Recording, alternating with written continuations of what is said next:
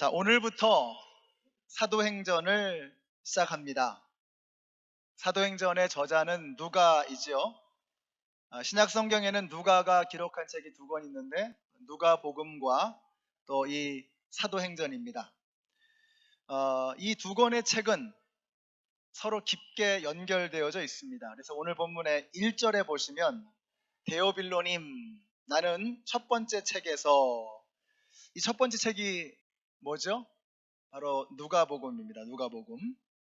이 누가복음에서 예수께서 행하시고 가르치신 모든 일을 다루었습니다. 이렇게 말씀하고 있습니다. 자, 이렇게 첫 번째 책 누가복음이 예수에 관한 말씀이었다면, 두 번째 책 사도행전은 그 예수를 증거하는 사람들에 관한 말씀입니다. 그래서 오늘부터 우리가 증인들, 그러니까 교회와 사도들에 관한 이야기를 살펴보려고 합니다. 오늘 말씀은 먼저 우리가 증인이 되기 위해서 어떻게 해야 하는가 하는 큰 그림을 우리에게 보여주고 있습니다.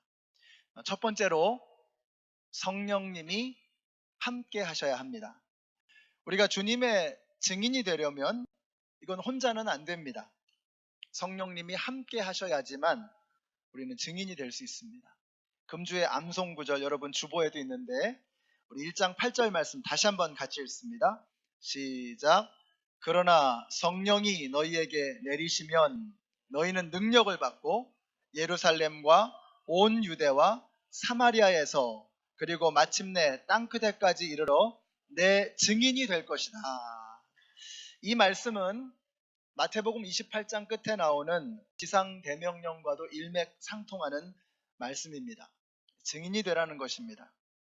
근데 우리가 증인이 되기 위해서 어떤 일이 먼저 선행되어져야 하느냐? 오직 성령이 너희에게 임하시면, 그렇습니다. 예수의 영, 성령이 임하셔야 우리가 예수의 증인이 될 수 있는 것입니다. 근데 오늘 말씀에 4절에 보니까 그래서 예루살렘을 떠나지 말라고 하십니다. 그리고 아버지의 약속, 곧 성령을 기다리라고 말씀하시는 거예요. 여러분, 예루살렘을 떠나지 말라고 했는데 예루살렘은 the city of God, 하나님의 도성이라고 알려진 곳입니다. 예루살렘을 떠나지 말라고 하셨습니다.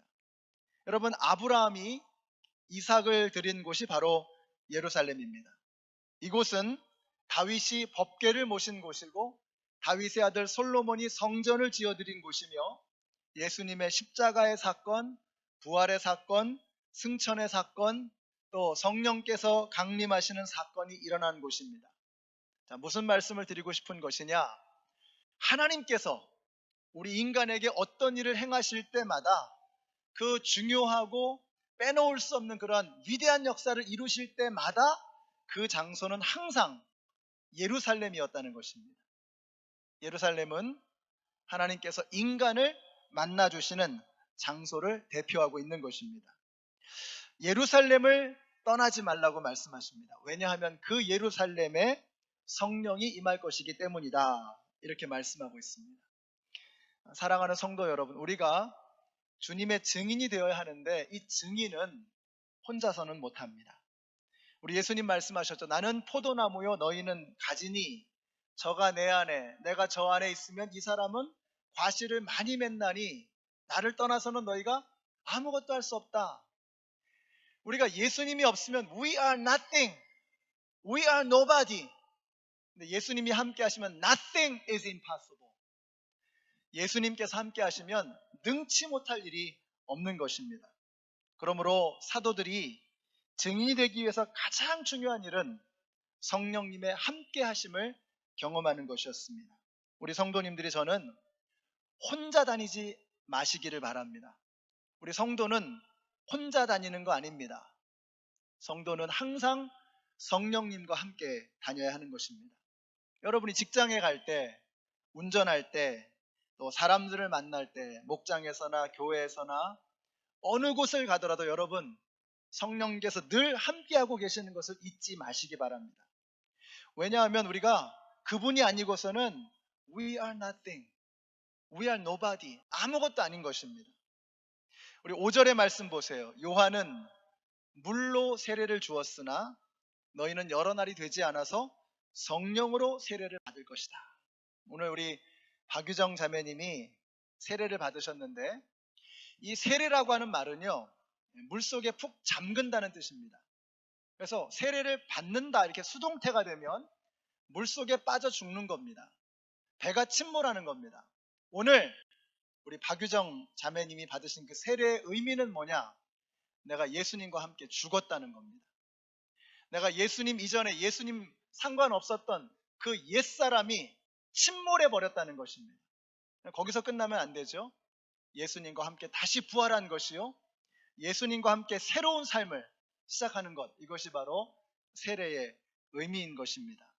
그러므로 오늘 간증하신 것처럼 이제 왕년에 박유정은 죽었고 새로운 사람 박유정 성도가 태어난 것입니다. 이제부터는 새로운 사람으로 새로운 인생을 살아가시는 우리 성도님이 되시기를 예수님의 이름으로 축원합니다. 근데 오늘 받은 것은 물 세례이지만 지난 5월 27일에 우리 자매님이 받으신 그 예수님을 영접하심으로 받으신 그 세례는 성령의 세례인 것입니다. 성령님이 우리 성도님을 뒤덮으신 거죠. 이제 성령님이 자매님 안에 계시고 자매님이 성령님 안에 있는 것입니다. 그러므로 그분 안에서 이제 우리 성도는 풍성한 열매를 맺어가게 되는 것입니다.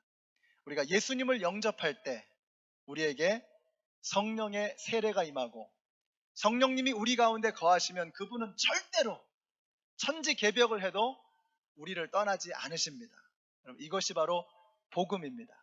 No matter what, 어떤 상황이 펼쳐지더라도 그분은 우리를 떠나지 않으신다는 거예요. 우리가 예수님을 영접하면 우리는 하나님의 자녀가 되거든요. 자녀는, 아버지와 자녀의 관계는요, 이건 천륜입니다. 뭘로도 끊을 수 없는 거예요. 자식 중에는 못된 자식도 있고 잘된 자식도 있겠죠. 그러나 상관없어요. 어떤 자식이라도 아버지와 자식의 관계를 끊을 수 없는 거예요. 어떤 피조물이라도 우리를 그리스도 예수 안에 있는 하나님의 사랑에서 끊을 수 없느니라. 아멘이십니까?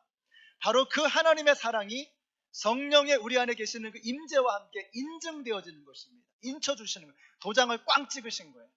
내가 너를 절대로 떠나지 아니하리라.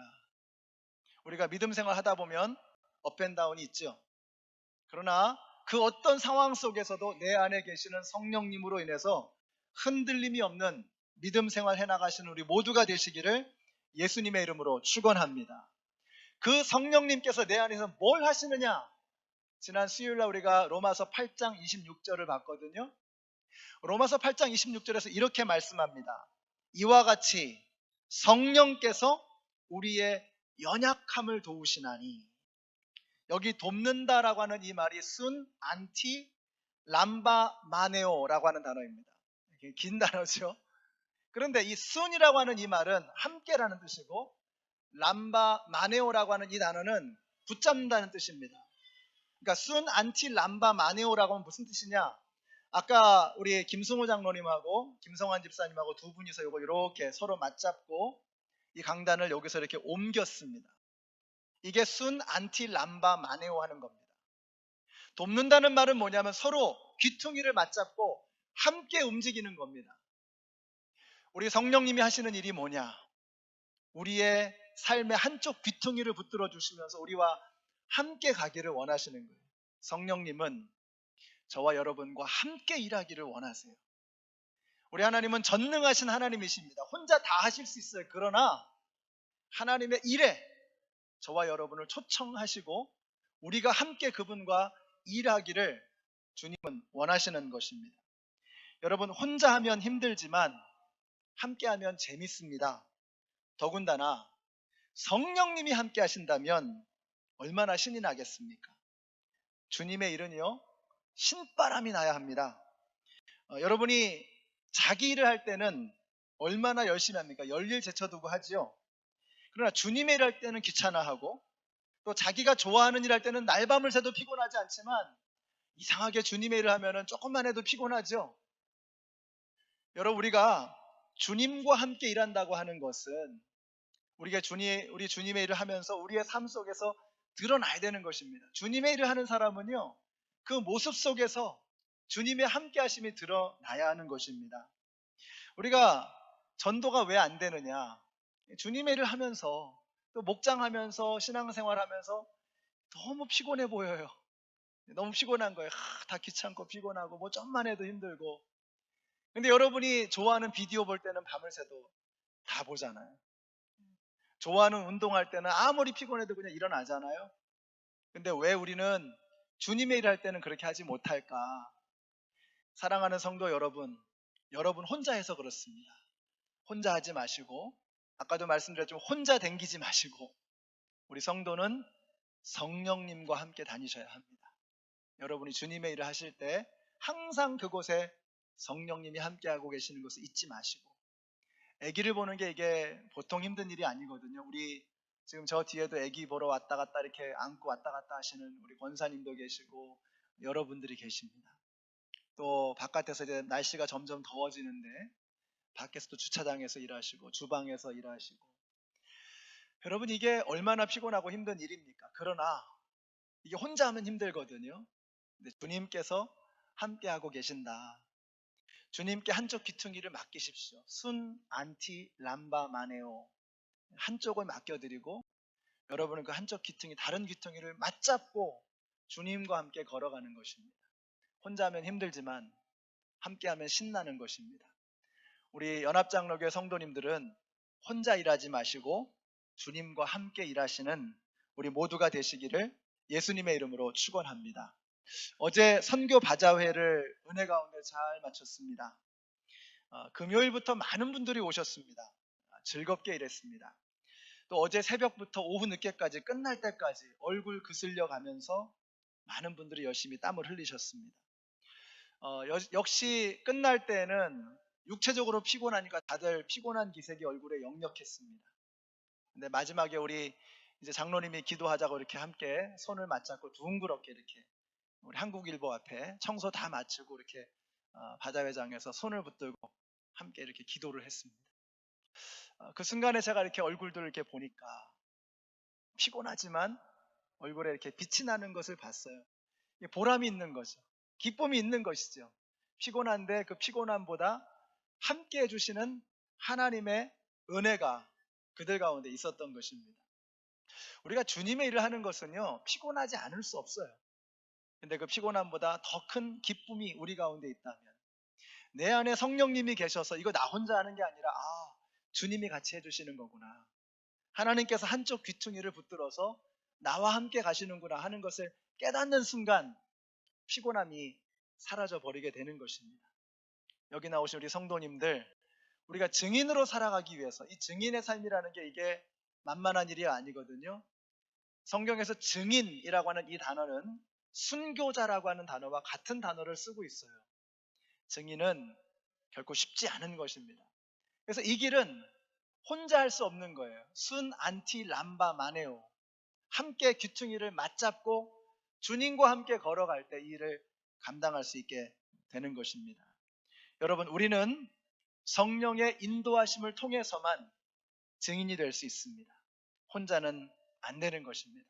여러분 다 아시다시피 이번에 우리가 니카라구아 단기 선교가 막혔습니다. 그러나 우리의 계획은 막혔지만 하나님의 계획은 절대로 막히는 일이 없는 것을 믿으시기 바랍니다. 우리가 계획은 다 했어요. 근데 계획대로 안 돼요. 실망이 되죠. 낙심이 되죠. 야, 이거 준비 다 한 거 어떻게 하나.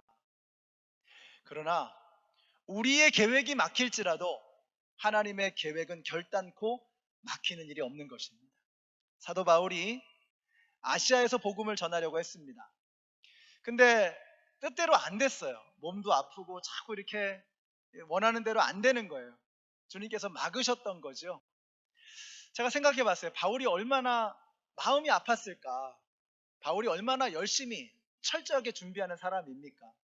그렇게 준비하고 계획 다 했는데 아이고 이게 원하는 아시아 지역에서 복음을 전할 수가 없었던 거예요. 성령님께서 바울을 유럽 쪽으로, 마케도니아 지역으로 보내십니다. 그때 바울이 하나님의 말씀에 순종하는 거예요. 이유는 한 가지입니다. 바울 안에 있었던 성령님께서 깨닫게 하시는 거죠. 사람의 계획은 막힐지라도 하나님의 계획은 막히는 법이 없다. 하나님의 계획은 절대로 실패하거나 실수하는 법이 없다라고 하는 것을 그가 알았던 것입니다. 이번에 니카라과 단기 선교 가겠다고 사인업 하신 분들이 굉장히 많습니다. 여러분, 장소가 중요하지 않습니다. 하나님의 역사가 중요한 것입니다. 우리가 이런 성숙함을 배워야 해요. 사람의 계획은 틀어질 수 있고 어그러질 수 있고 좌절될 수 있지만 하나님의 계획은 틀림없이 반드시 이루어지게 되는 것입니다. 오늘 여기 나오신 우리 모든 성도님들이 혼자 하지 마시고 성령님의 인도하심을 따라서 그분이 들려주시는 음성대로 그분의 지시를 따라서 그분과 함께 사역하시고 증거하시는, 증이 되어주시는 우리 모두가 되시기를 예수님의 이름으로 축원합니다. 자, 두 번째로 우리가 증인이 되기 위해서 해야 될 일이 뭐냐? 두 번째이자 마지막인데요, 오해를 풀어야 합니다. 어떤 오해냐? 제자들은 하나님 나라에 대한 오해를 가지고 있었습니다. 여러분, 놀랍게도 예수님께서 제자들에게 가장 많이 강조하시고 말씀해 주셨던 것은 하나님 나라였습니다. 그래서 예수님이 사역을 시작하실 때 회개하라, 천국이 가까웠다, 하나님의 나라가 가까웠다. 그런데 예수님이 가장 처음으로 선포하신 것도 하나님의 나라였고, 예수님이 승천하시기 직전에 제자들에게 해주셨던 말씀도 하나님의 나라였습니다. 오늘 말씀 한번 3절 한번 보실까요? 3절 이렇게 말씀합니다. 그는, 예수님이죠, 그는 40일 동안 그들에게, 제자들에게 여러 차례 나타나시고 뭐예요? 하나님 나라에 관한 일들을 말씀하셨다. 예수님은 떠나시기 직전까지도 제자들에게 하나님의 나라를 가르쳐 주셨습니다. 승천하시기 직전까지도 예수님이 강조하셨던 것, 그것은 하나님의 나라였습니다. 그런데 여전히 they don't get it. 제자들은 이해를 못하는 거예요. 6절 말씀 보세요. 같이 읽습니다. 6절 시작. 사도들이 한 자리에 모였을 때에 예수께 여쭈었다. 주님, 주님께서 이스라엘에게 나라를 되찾아 주실 때가 바로 지금입니까? 켈빈은 제자들의 말에 주석을 달면서 이들의 말 중에 쓸모 있는 것은 하나도 없다, 이렇게 혹평을 해버렸어요. 그들의 관심은 여전히 편협한 국수주의에 사로잡혀서 여전히 그들의 관심은 이스라엘 나라, 요거 하나에 집중되어져 있었던 것입니다. 우리는 뭐 이스라엘까지도, 뭐 국수주의까지도 안 가죠. 우리의 이스라엘은 뭡니까? 나 자신. 우리는 나 자신에게만 관심 있는 거예요. 제자들은 예수님 뭐라 그러셨어요? 모든 민족에게, 모든 열방에게, 모든 만민에게 가서 복음을 전하라. 분명히 그렇게 하나님의 나라를 말씀해 주셨는데 저들은 이스라엘 나라의 정치적인 회복, 이것을 하나님의 나라라고 착각했던 것입니다. 우리는 이스라엘 나라까지도 갈 것도 없어요. 우리는 오로지 우리 자신에게만 관심이 많습니다. 자기중심주의, 철저한 이기주의에 사로잡혀 있어서 나밖에는 관심이 없는, 이 제자들의 생각을 깨트리지 않는 한 그들이 세상에 나아가서 증인이 될 수는 없었던 것입니다. 자, 그런데 제가 이 말씀을 연구를 하면서 이 영국의 존 스토트 목사님의 이 커멘트를 보면서 참 은혜를 받았습니다. 우리 스토트 목사님이 여기서 제자들이 가지고 있는 또 한 가지 오해를 지적하셨는데 참 재밌습니다. 11절 보세요. 11절 같이 읽습니다. 시작. 갈릴리 사람들아, 어찌하여 하늘을 쳐다보면서 서 있느냐? 너희를 떠나서 하늘로 올라가신 이 예수는 하늘로 올라가신 것을 너희가 본 그대로 오실 것이다 하고 말하였다. 이건 예수님께서 승천하시는 장면입니다. 구름을 뚫고 하늘로 샥 올라가신 거예요. 그러니까 이렇게 됐겠죠. 예수님이 같이 옆에 있었는데 예수님이 하늘로 올라가신 거예요. 구름으로 뚫고 올라가신 거예요. 그러니까 제자들이 이렇게 올려봤겠죠. 그리고 입을 해 벌리면서 안 보이는데 계속 쳐다보고 있는 거죠. 그러니까 천사가 뭐라 그러는 거예요? 니들이 어찌해서 계속 하늘을 쳐다보고 있느냐? 더 이상 하늘 쳐다보면 안 돼. 이 이야기를 하면서 우리 존 스토트 목사님이 하시는 말씀이, 오늘날 성도들은 아까 제자들이 가지고 있었던 오해처럼 너무 세속적이고 세상적인 관심, 이스라엘 나라의 회복, 편협한 국수주의, 현세적인 그들의 가치관만을 가지고 신앙생활을 하든지 아니면 하늘만 쳐다보면서 신앙생활을 한다는 겁니다. 양극단이죠. 우리는 나 자신만 보면서 이 땅의 나라의 회복만을 생각하면서 너무나 현세적이고 세상적인 관심을 가지고 신앙생활 하든지 아니면 세상과는 전혀 상관없는 하늘만 바라보면서 하는 신앙생활 하든지 둘 중에 하나 양극단으로 달려가고 있다는 것입니다.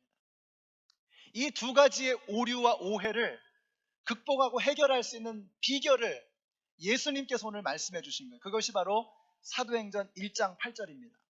다시 한번 읽으실 때에 우리 옛날 번역을 한번 읽어보겠습니다. 시작. 오직 성령이 너희에게 임하시면 너희가 권능을 받고 예루살렘과 온 유대와 사마리아와 땅끝까지 이르러 내 증인이 되라 하시니라. 아멘. 사랑하는 성도 여러분, 하나님의 나라는 편협한 국수주의가 아닙니다. 하나님의 나라는 나밖에는 모르는 이기주의, 자기중심주의가 아닙니다. 하나님의 나라는 그냥 하늘만 보고 있는다고 해서 이루어지는 것이 아닙니다. 하나님의 나라는 우리를 통해서 이 땅 가운데 이루어져야 할 하나님의 뜻인 것입니다. 그래서 예수님 뭐라고 말씀하세요? 너희가 성령을 받으면 이제는 권능을 받고 예루살렘과 온 유대와 사마리아와 그리고 땅끝까지 이르러서 내 증인이 될 것이다.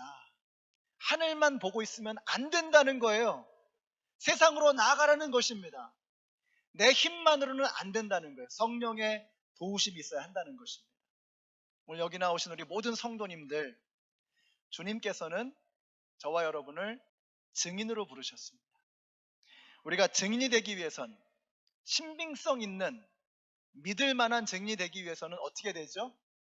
목격을 해야죠. 목격도 안 하고서 뭐 증인이 어떻게 되겠습니까?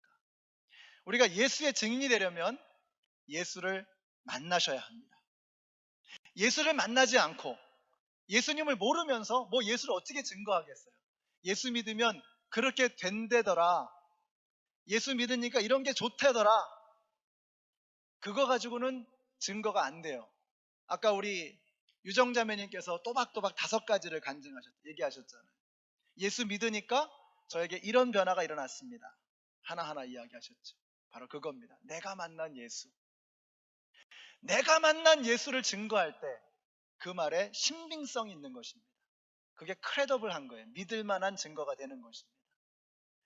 오늘 여기 나오신 우리 성도님들, 여러분의 예배와 말씀과 기도와 찬양과 신앙생활 속에서 예수님을 만나시는 은혜가 있게 되시기를 예수님의 이름으로 축원합니다. 누가 뭐라고 카더라 그거 가지고는 능력이 나타나지 않아요. 여러분이 예수를 만나셔야 증거할 힘이 생기게 되는 것입니다. 그것을 내 힘으로 혼자 전할 수 없어요. 성령님이 맞잡아 주셔야 합니다. 우리 주님께서 우리와 함께 하실 것입니다. 오늘 이제부터 자기만 바라보지 마시고 하늘만 바라보지 마시고 우리 이 땅에 죽어가는 영혼들을 바라보시면서 우리와 함께 하시는, 우리 안에 계시는 성령님과 함께 그리스도의 증인, 예수의 증인으로 살아가기로 결심하시고 다짐하시는 우리 모두가 되시기를 예수님의 이름으로 축원합니다.